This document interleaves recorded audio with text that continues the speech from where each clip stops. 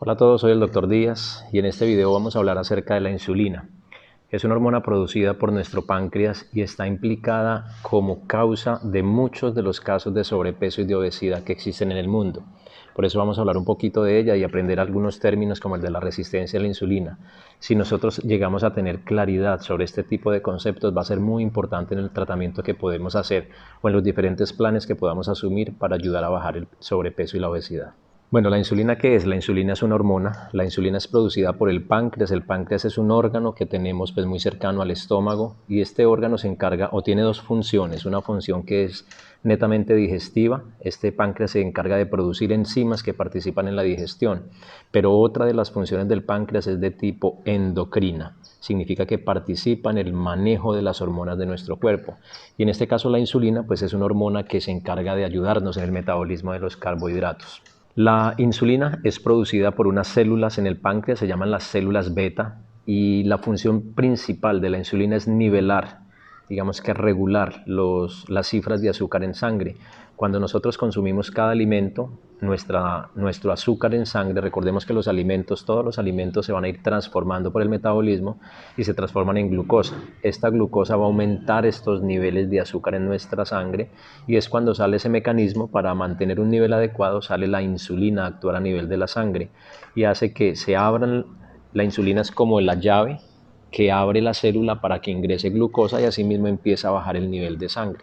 Ese es uno de los mecanismos, pero cuando ya la célula está llena de azúcar, lo que hacemos es que, o lo que hace la insulina, es que el resto lo lleva a sitios de depósito, como son el hígado o como son el músculo, son depósitos que los vamos a utilizar en un momento necesario. Entonces tener claro que cada vez que nosotros consumimos alimentos, la insulina se va a elevar. Es el mecanismo, digamos, protector, es el mecanismo regulador de nuestros niveles de azúcar en sangre. Bueno, el efecto o cuándo pasa de ser bueno a ser malo el efecto de la insulina. Cuando un paciente viene consumiendo o viene alimentándose de una forma inadecuada, con mucho alimento procesado, con mucho carbohidrato refinado, exceso de azúcares en la dieta, van a estar haciendo que todo el tiempo la insulina mantenga en niveles altos. Y estos niveles altos finalmente hacen que la célula no acepte más el ingreso del azúcar. Entonces la célula se empieza a bloquear. Como la insulina no es capaz de llevar ese azúcar al interior de la célula, el cuerpo produce mayor y mayor insulina y a la final la insulina no es capaz de nivelar el azúcar en sangre. Por eso va a estar la insulina alta y el azúcar alto. Este es un mecanismo como sucede en la diabetes tipo 2. A esto se le llama resistencia a la insulina. Mucho paciente quien tiene resistencia a la insulina, así no sea un diabético tipo 2, pero el paciente está propenso a hacerlo. El paciente podría terminar con triglicéridos altos, con hígado graso, el sobrepeso, la obesidad, incluso terminar en enfermedades metabólicas o el síndrome metabólico, que es la hipertensión, la diabetes, las dislipidemias, la obesidad. Muy bien. Entonces, teniendo claro estos conceptos de qué es la insulina y qué es la resistencia a la insulina, vamos a empezar a tratar de adecuar, digamos que nuestro plan de alimentación para el paciente que está interesado en bajar de peso. Les quiero enumerar diferentes factores o diferentes situaciones en donde se eleva la insulina. El primero de ellos y el número uno, el principal, es el azúcar.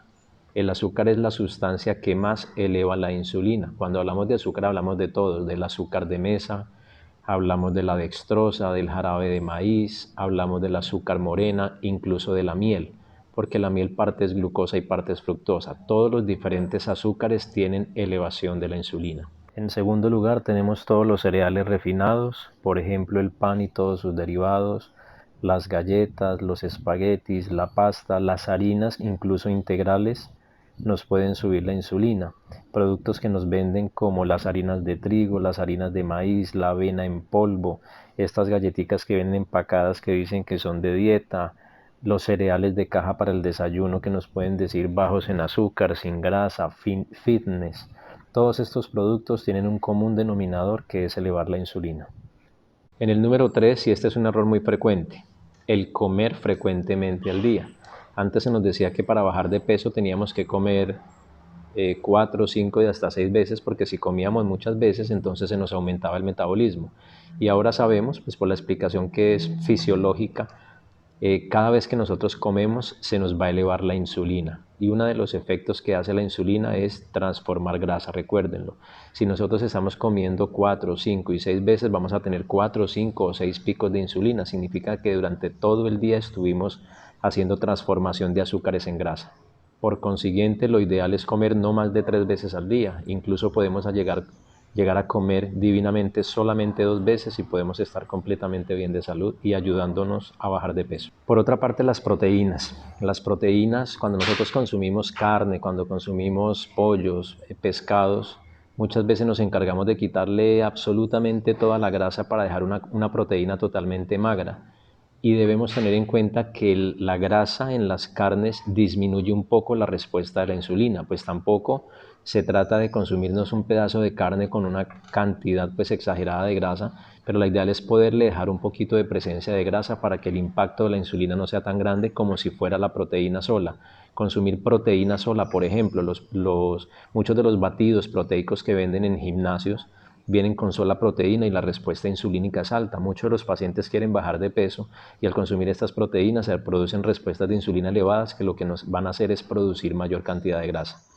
Por otra parte, el exceso de proteínas. Hay personas que les encanta comer muchas veces en el día de todo tipo de proteínas y pues la proteína, aunque no tiene la misma respuesta insulínica que por ejemplo un carbohidrato en cuanto a la velocidad en que se eleva la insulina, las grandes cantidades de proteína también van a producir respuestas similares, entonces no es recomendable. Sobre todo los pacientes o las personas quienes están haciendo dietas en gimnasio y que se habla que la proteína pues nos ayuda a formar músculo y eso es cierto, pero el exceso de proteína, nuestro cuerpo lo único que va a hacer es que lo va a transformar en grasa y la otra parte se va a botar, se va a eliminar. O sea que estaríamos perdiendo en dos partes. Una, estamos produciendo mayor grasa y segundo, estamos perdiendo dinero. Siguiente, el aceite de soya y en general todos los productos de soya.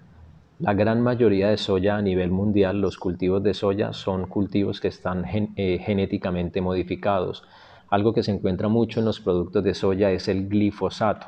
El glifosato es una sustancia, es un antibiótico, digamos, es una sustancia química para tratar de eliminar las pestes de los cultivos, no solamente de la soya.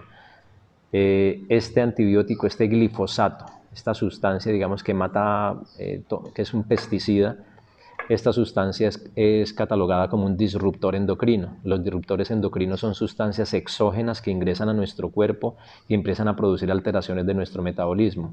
Existen muchos pacientes en sobrepeso por culpa de la acción del glifosato. Y en este caso, glifosato que está presente en productos vegetales como la soya. Si queremos consumir soya, cerciorémonos que la podemos encontrar 100% orgánica. El siguiente, las grasas trans. Todo lo que son grasas trans tiene una capacidad de elevar la insulina de una forma muy importante. Las grasas trans las podemos encontrar en muchos de los productos que conseguimos nosotros habitualmente. Todos los aceites de cocina, la gran mayoría de ellos tienen grasas trans, lo que son las margarinas. Las grasas trans, además de tener un impacto en la insulina, tienen un efecto por sus químicos, tienen un efecto que es negativo para nuestra salud y favorece respuestas inflamatorias en nuestro cuerpo. La siguiente es muy importante, el cortisol. El cortisol es la hormona del estrés. Cada vez que nosotros nos estresamos es debido a las diferentes situaciones como problemas emocionales, o sea, situaciones de origen emocional pueden aumentar el cortisol, pero también situaciones de origen físico.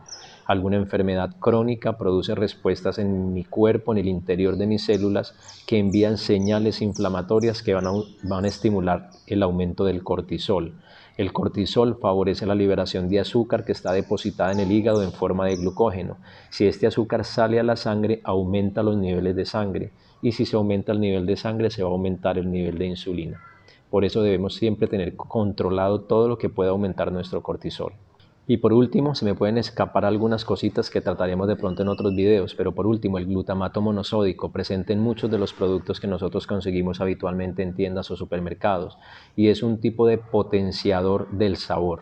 Muchos de los alimentos que consumimos, por ejemplo, más que alimentos, son productos de paquete, por ejemplo, las papitas fritas, lo que son todas estas cosas que son crocantes, que son crunchies, generalmente tienen sabores muy agradables y que son adictivos. Uno se podría comer un paquete, 2 paquetes, 3 paquetes de papas. O en el caso de las palomitas de maíz, cuando vamos al cine, nos damos cuenta que nos podríamos comer casi todo un recipiente que nos llenan con eso, y es porque les agregan ciertos compuestos químicos que tienen glutamato monosódico que potencia un sabor que para nuestro cerebro es adictivo. Bueno, ya para terminar, espero que les haya de pronto servido esta información y poderla empezar a aplicar. No solamente cuando empezamos estos planes de alimentación nos dicen no coma esto, no coma aquello y a veces no sabemos ni por qué lo estamos haciendo. Ahora vamos recibiendo mayor información y sabiendo para qué sirve el cuidarnos de ciertos alimentos. En este caso, si nosotros mantenemos la insulina controlada, seguramente nos va a ayudar a bajar de peso y lograr el objetivo que queremos. A todos, gracias. Chao.